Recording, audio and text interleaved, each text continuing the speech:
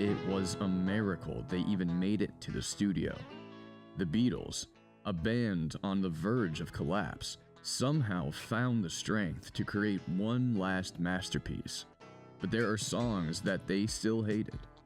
Tensions were at an all-time high, but against all odds, Paul McCartney rallied his Beatle brothers and even convinced George Martin, who swore he'd never work with them again, to return. How did they all pull it off, and what did they create in those final sessions? This is the story of Abbey Road, the album born from struggle and determination that became a timeless testament to their legacy. But to truly understand the magic of Abbey Road, we need to rewind and explore these tensions and conflicts that led to its creation. One Beatle got into a car crash, one Beatle got robbed, and another one left the band. It was as chaotic as things could ever get, but somehow an incredible new Beatles album was born. Before we can understand the success of that album and how it changed the world and all of us in it, we have to see how far the Beatles had to go in order to make these few songs. Abbey Road wasn't just another album. It was their final stand, a masterpiece born out of struggle and determination. You've definitely heard before how the Beatles didn't really get along with each other towards the end, but I found this interview where John pinpoints exactly when things started to fall apart. August 27th, 1967. It was on this day that the Beatles learned the tragic news that their beloved manager and friend Brian Epstein had overdosed on sleeping pills and sadly passed away. This was the guy who had booked their early gigs at the Cavern Club. This was the guy who knocked on Ringo's door and asked him to join the band. He was the person behind the scenes, making sure everything was in check. And now, he was gone. According to John, this was when the ripples between the Beatles started to come out. After Brian died, we collapsed. Paul took over and supposedly led us. But what is leading us when we went around in circles? We broke up then. That was the disintegration. The Beatles broke up after Brian died. The ripples turned into cracks. A year after Brian's passing, Ringo temporarily left the group. I felt I wasn't playing great, and I also felt that the other three weren't really happy, and I was an outsider. And roughly 6 months later, George left during the infamous Get Back sessions. It was a very, very difficult, stressful time, and being filmed, having a row as well was terrible. I got up and I thought, I'm not doing this anymore. I'm out of here. So I got my guitar and I went home. I've always wondered whether any of the Beatles were like, you know what? I think we should quit this music group and just stay friends. It was clearly getting to them, but they obviously felt that the Beatles was not just any regular rock band, and it was worth continuing. But what do you think? Let us know in the comments. Paul, now seeing this rock alchemy starting to slip, was driven more than ever to make another album. Like a last hurrah for the Beatles, Paul was filling the power vacuum left by Brian Epstein and wanted to maintain this tight-knit bond his four friends had always had. And even by 1969, the aftermath of Brian Epstein's death was having a domino effect on even more problems.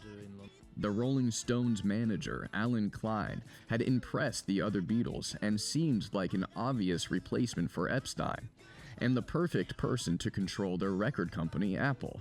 I called John. Sometime in early 1969, I read that he made a statement to the paper saying that if the Beatles didn't do something soon, Apple would be broke in 6 months. That was my opening. All of the Beatles thought that Klein would be a great manager. All except Paul. We always know that Paul is a nice and happy guy, but he hated Alan Klein's guts.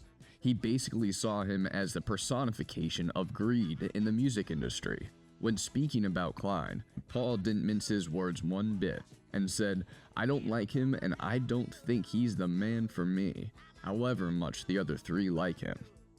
Paul loved his brothers in the band and had always been very protective of them, not as an image thing, but more of a family affair. So there was more to it than Paul's dislike of Klein. Paul wanted Lee Eastman as their manager, who also happened to be the father of his wife Linda, instead of seeing this as a plea to get back to how they started as a close-knit group. The other Beatles saw this as another example of Paul trying to assert his dominance over the band. Paul knew that Lee Eastman wasn't just Linda's dad either, but a formidable showbiz attorney too. There's two sides to this, and I can kind of see where both Paul and the other Beatles are coming from. But what do you think? Let us know in the comments below. While the Beatles did not like to allow money to get in the way of their music, this issue would bleed its way into some of the most iconic songs on Abbey Road. Money can't buy you love, but love was not going to pay the bills and studio time to make another record either. As much as they resented this, the Beatles wanted to be financially savvy and like the men in the suits they always detested. All of these tensions meant that it could soon reach a boiling point if something wasn't changed quickly. But do you think that's why Abbey Road turned out the way it did? It was like one last burst of that old rock alchemy. Or, in basketball terms, this was the last dance. The Beatles were on the verge of a breakup. They were at the peak of their popularity, and many of us fans were at the prime of our lives. It was time to get back into that studio, dust off their instruments, and make one final mark upon the entire world that still rings out and helps us to this day. But how could this album even exist with all of these problems they were facing? But before we get into this accomplishment, please like and subscribe, and also share with your friends who love the Beatles as well. It helps a ton. Thanks for being part of the community. While Brian Epstein is often called the fifth Beatle, this title is also given to George Martin. It's hard to think of two people who had a bigger impact on the Beatles outside of the Fab Four themselves, but by the time of Abbey Road, George Martin, the man who was a creative force in their other albums, was also out of the picture. The fact is that George Martin had had enough, particularly after witnessing the fights firsthand in the previous sessions in the studio. It would not be a Beatles album without Martin, but getting him on board was a wild turn of events that blew our mind. In January 1969, the Let It Be sessions did not go well. In fact, George Martin felt like it was the end of the Beatles.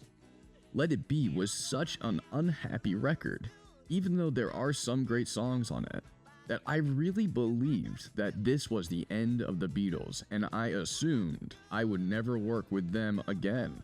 I thought, what a shame to end like this. He'd been there from the beginning, shaping their sound, helping them craft those incredible albums. But after the tensions of the White Album, Get Back, and Let It Be, he wasn't so sure about working on another record with them. After Get Back, I thought it was the end of the road for all of us. I didn't really want to work with them anymore because they were becoming unpleasant people, to themselves as well as to other people. Then one day, George Martin heard the telephone ring. He answered, and on the other side was the unmistakable voice of Paul McCartney. George said, "I was quite surprised when Paul rang me up and asked me to produce another album for them. He said, 'Will you really produce it?' And I said, 'If I'm really allowed to produce it. If I have to go back and accept a lot of instructions that I don't like, then I won't do it.' Martin then had to coax back sound engineer Jeff Emerick, and George Martin wasn't making things up. Jeff also thought that the Beatles were insufferable at this time. The group was disintegrating before my eyes. It was ugly. It was like watching divorce between four people. After a while, I had to get out." With George Martin and Jeff Emerick on board, it seemed like everything was neatly falling into place for another Beatles album. But however much planning and preparation the group did, they could not prepare for what happened next. John was in a car crash. John was on vacation in Scotland with Yoko, as well as John's son Julian and Yoko's daughter Yoko. It was a combination of driving on country roads and having poor eyesight that led John to drive into a ditch. They were brought to the hospital and Julian needed stitches, but everyone else was relatively okay. However, the studio time was booked, so the other Beatles decided to record without him. Luckily for the Beatles, it was not just John and Paul writing all of the songs. George, by this time, was simply on fire. It is amazing to learn how these hardships literally created the best songs in the world. The first song that George brought to his friends came from dodging a business meeting with Alan Klein and Apple Records, and instead he hung out at Eric Clapton's house. Had George attended the meeting, we may never have had the timeless classic, Here Comes the Sun. Here Comes the Sun was written at the time when Apple was getting like school, where we had to go and be businessmen, sign this, sign that. Anyway, it seems as if winter in England goes on forever. By the time spring comes, you really deserve it. So one day, I decided I was going to sag off Apple and went over to Eric Clapton's house. The relief of not having to go see all those dopey accountants was wonderful. And I walked around the garden with one of Eric's acoustic guitars and I wrote, Here Comes the Sun. Eric Clapton witnessed this song come together before his very own eyes. He was just a magical guy, and he would show up, get out of the car with his guitar, and come in and start playing. I just watched this thing come to life. I felt very proud that it was my garden that was inspiring it. It was a beautiful spring morning, and we were sitting at the top of a big field at the bottom of the garden. And we had our guitars and we were just strumming away when we started singing. It's been a long, cold, lonely winter, and bit by bit he fleshed it out. It was just the release of that tension that had been building up on me. It was the first time I'd played the guitar for a couple of weeks because I'd been so busy. It just came, and I finished it later when I was on holiday in Sardinia. What may at first seem like a simple song is so much more complicated, especially when George brought it into the studio. Before we did it, George said, Hey Ringo, I've got this song. It's in 7/4 time. I said, What are you telling me for? I'm 4/4 or 3/4. You know that. We played it and I had to work out that was 7 beats. So I worked it out. And believe it or not, Here Comes the Sun is the most played Beatles song on Spotify, partially because of how much it lends itself to summertime playlists. Are you going to be playing it this summer? Let us know in the comments. But also, we relate to the intense feelings George was feeling during that time. Like anyone, when George's feelings were finally expressed and freed, he could truly be content. And that is what we hear in this song. But what do you hear in this song? Has this song helped your life like George? During this time, Paul also worked on his song Golden Slumbers, which was an interpolation of a famous lullaby. When I was playing the piano in Liverpool in my dad's house, and my stepsister Ruth's piano book was up on the stand. I was flicking through it, and I came to Golden Slumbers. I can't read music, and I couldn't remember the old tune, so I just started playing my own tune to it. I liked the words, so I kept them, and it fitted with another bit of song I had. Carry That Weight was also recorded alongside it, and this was intended to be a 2-part song, but you will never guess why this did not go to plan. The fact that a joyous song like Here Comes the Sun and a peaceful lullaby like Golden Slumbers were recorded in John's absence was almost quite fitting for the harmony that existed at this time without John. Isn't it amazing to think how initially they needed each other so much for that harmony, and now how different it had all become? Since the Beatles breakup, many Beatles fans have speculated that the group could have continued with just Paul, George, and Ringo. Wouldn't that still be a pretty great band? Well, these very early sessions are the closest example of what that could have been like. But a few days into the recording, John was back. Or more importantly, John and Yoko were back, and tensions began to simmer in the air, and everything George Martin feared could happen started to unfold. While John was missing from Abbey Road, something else happened that would foreshadow what was yet to come. The song Give Peace a Chance was released as a single. It was a single written by John Lennon, but it was not a Beatles song. It was a song by the Plastic Ono Band. Were you there during this time? It was a huge line for John to cross. The dynamic of Yoko really annoying the other Beatles is almost a cliche at this stage, and some people say it was overblown. But Jeff Emmerich could not believe what he was asked to do when John and Yoko got back. Yoko Ono was ordered to stay in bed, but also wanted to be with the Beatles in the studio.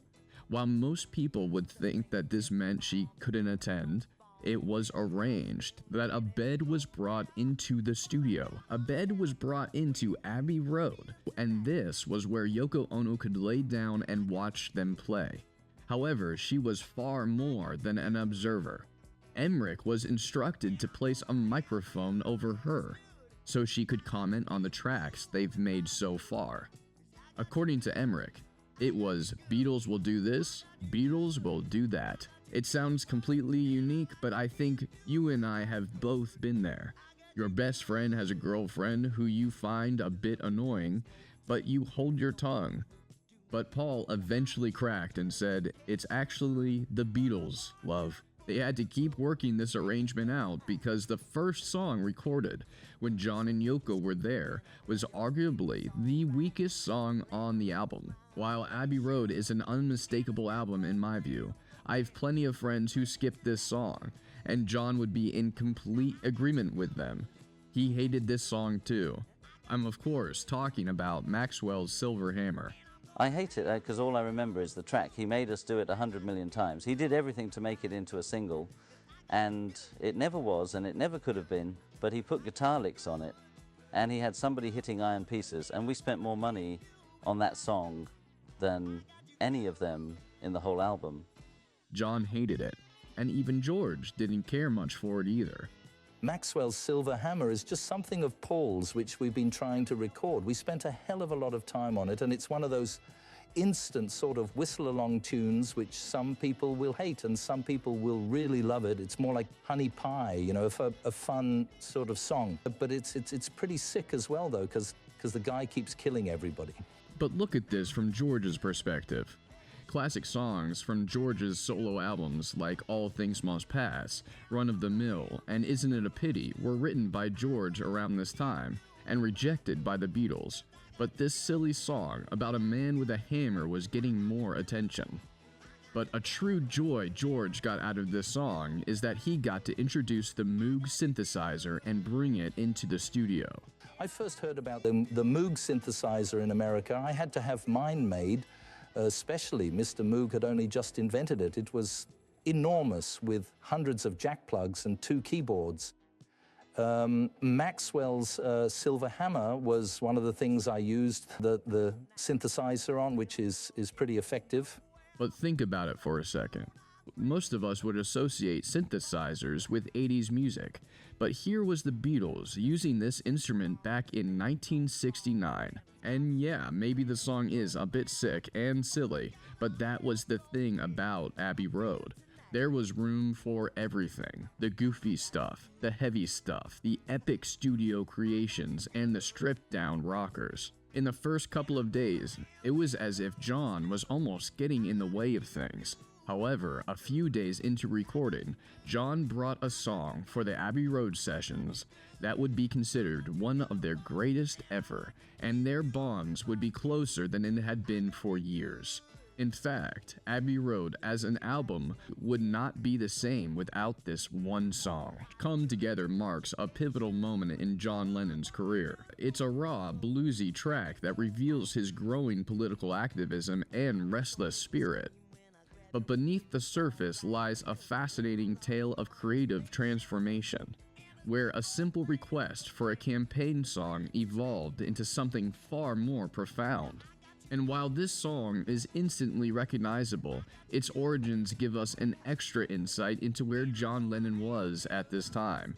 In fact, I had absolutely no idea that this is where the song came from.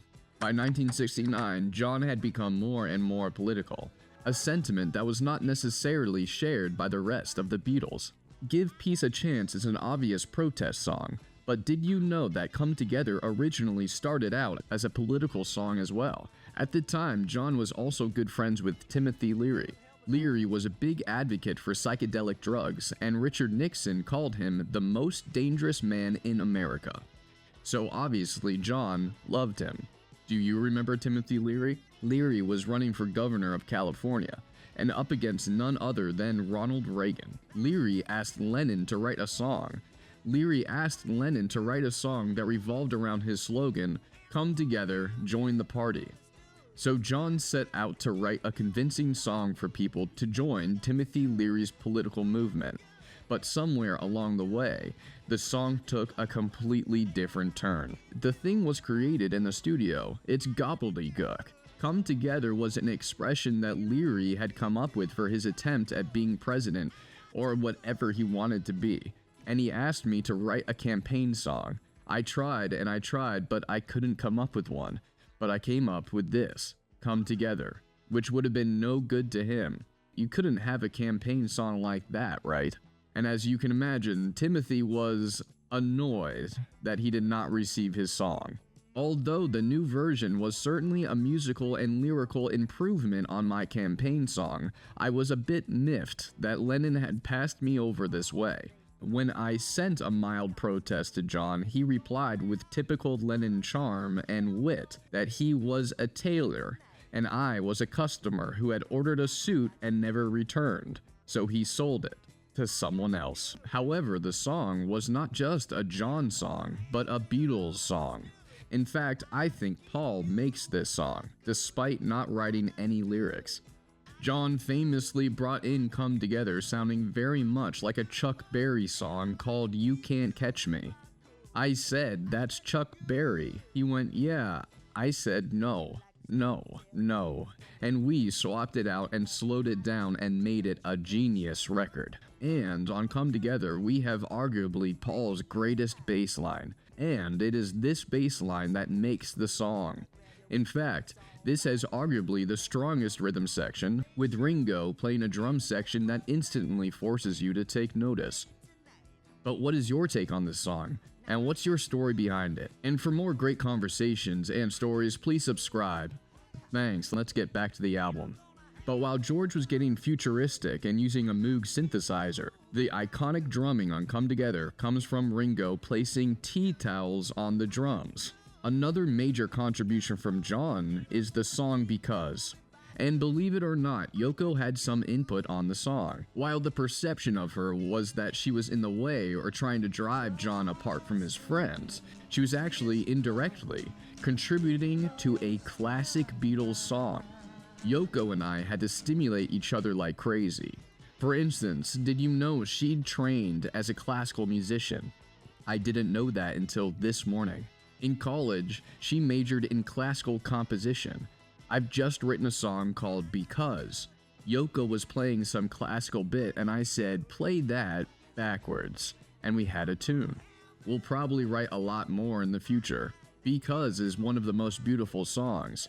It's a 3-part harmony. John, Paul, and George all sing it together. John wrote this tune. The backing is a bit like Beethoven. 3-part harmony right throughout. Paul usually writes the sweeter tunes, and John writes the sort of more the rave up things, or the freakier things. But John's getting to where he doesn't want to. He just wants to write 12 bars. But you can't deny it. I think this is possibly my favorite one of the album. The lyrics are so simple. The harmony was pretty difficult to sing. We had to really learn it. But I think that's one of the tunes that will impress most people. It's really good. With the Beatles, we started off years ago doing harmonies, and I think just as we went on, we got better and better. And for something like Because, which I think was like the epitome of it, we worked at it. We did it a few times till we got it right. It was an amazing recording, and probably the first bit of camaraderie between the boys. I think they liked putting down their instruments and just singing together for a change. John, Paul, and George sat in a semicircle to do the harmonies, and Ringo sat right off to the side to lend moral support. Yoko also contributed by being John's muse in the song, I Want You, She's So Heavy. Like Paul's song, Helter Skelter on the White Album, this was John looking for a harder rock sound, and one of the songs that would sow the seeds for metal music decades later. Doesn't this show how forward-thinking the Beatles were on this record? But believe it or not, the song was criticized for its simple and direct lyrics. However, from John's perspective, that was the whole point. A reviewer wrote of She's So Heavy, he seems to have lost his talent for lyrics. It's so simple and boring. He seems to have lost his talent for lyrics. She's So Heavy was about Yoko. When it gets down to it, like she said, when you're drowning, you don't say, I would be incredibly pleased if someone would have the foresight to notice me drowning and come and help me. You just scream. And in She's So Heavy, I just sang, I want you so bad. She's so heavy, I want you. Like that. And of course, the Moog synthesizer really paid off in this song too. At some point in the sessions, the Beatles noticed that Geoff Emerick was smoking Everest cigarettes, with a picture of Mount Everest on the package. They decided that this album was going to be called Everest, with the Beatles photographed on the mountain. It was a tongue-in-cheek joke that the Beatles had reached their peak. But while John and Paul made some incredible contributions to this album, there was one song where you really have to question their behavior around George. Were they simply dismissive of his songs, or were they afraid of him overshadowing them? What do you think? With the song Something, we have a beautiful love song, but also we see the layers pulled back of the difficult struggles between the close bonds, of Paul and John's friendship with George. Something was originally intended for the White Album, and then George thought about making a solo album full of songs that never made it to Beatles records. When it was initially introduced to the Beatles, Paul and John showed little interest in the song, and George Martin described it as too weak and derivative. George also sent it to Joe Cocker, who could not believe the song that he had just been casually given. So Something was released by Joe Cocker before it was released as a Beatles song. While you could argue that John and Paul were holding George back, it was a songwriting tip from John that really helped with the writing of this song. John gave me a handy tip once, which is once you start to write a song, try and finish it straight away while you're in the mood. And I've learned from experience, because you go back to it and then you're in a whole different state of mind, and it's more difficult. Sometimes it's easier, but on the whole it's more difficult to come back to something. So I do now try to finish some straight away. After a period of a few months, the song had grown on John, Paul, and George Martin, and they realized that it was actually just as good, if not better, than anything Paul and John had written for the album. So George, quite understandably, felt a little smug. George had a smugness on his face when he came in with this one, and rightly so. He knew it was absolutely brilliant. And for the first time, John and Paul knew that George had risen to their level. Then George decided to flex his newfound power. Paul started playing a bass line that was a little elaborate, and George told him, "No, I want it simple." Paul complied. There wasn't any disagreement about it, but I did think that such a thing would never happen in years past. George telling Paul how to play the bass. Unthinkable. But this was George's baby, and everybody knew it was an instant classic. Paul has since said that it was George's best ever track. John's compliments went even further, and he said that Something is the best song on the album, and it is hard to disagree. But it was perhaps because of George's experience of rejection that he really worked hard on getting Ringo's only track on the album, Octopus's Garden, as tight as possible. George worked a bit on this song with Ringo, but I'm not sure how much he contributed. Ringo always felt shy about showing any of his songs to the other guys, but George was very keen on this number, so that helped. And it was a really good song, one of Ringo's best. So far, the Beatles were putting together some great songs, but wanted more of an album. Their previous LP, the White Album, was a gigantic double LP that allowed all of them to individually explore new ideas. With Abbey Road, Paul and George Martin wanted to go back to something similar to Sgt. Pepper, where the tracks flowed more easily from one track to the next. What they decided to do was a medley that shaped music history forever. By this time in their careers, the Beatles had so many bits and pieces of unfinished songs that they thought it a shame not to share them.